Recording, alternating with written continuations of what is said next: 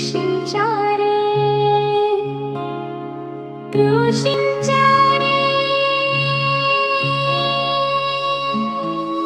എൻ്റെ ഈ വചനങ്ങൾ ശ്രവിക്കുകയും അവ അനുസരിക്കുകയും ചെയ്യുന്നവൻ പാറമേൽ ഭവനം പണിത വിവേകമതിയായ മനുഷ്യന് തുല്യനായിരിക്കും.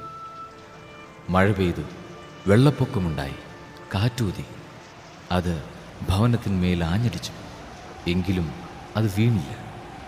എന്തുകൊണ്ടെന്നാൽ അത് പാറമേൽ സ്ഥാപിതമായിരുന്നു. എൻ്റെ ഈ വചനങ്ങൾ കേൾക്കുകയും എന്നാൽ അത് അനുസരിക്കാതിരിക്കുകയും ചെയ്യുന്നവൻ മണൽപ്പുറത്ത് ഭവനം പണിത ഭോഷന് തുല്യനായിരിക്കും. മഴ പെയ്തു, വെള്ളപ്പൊക്കമുണ്ടായി, കാറ്റൂതി, അത് ഭവനത്തിന്മേൽ ആഞ്ഞടിച്ചു, അത് വീണുപോയി, അതിൻ്റെ വീഴ്ച വലുതായിരുന്നു. യേശു ഈ വചനങ്ങൾ അവസാനിപ്പിച്ചപ്പോൾ ജനാവലി അവൻ്റെ പ്രബോധനത്തെപ്പറ്റി വിസ്മയിച്ചു. അവരുടെ നിയമജ്ഞരെ പോലെയല്ല, അധികാരമുള്ളവനെ പോലെയാണ് അവൻ പഠിപ്പിച്ചത്.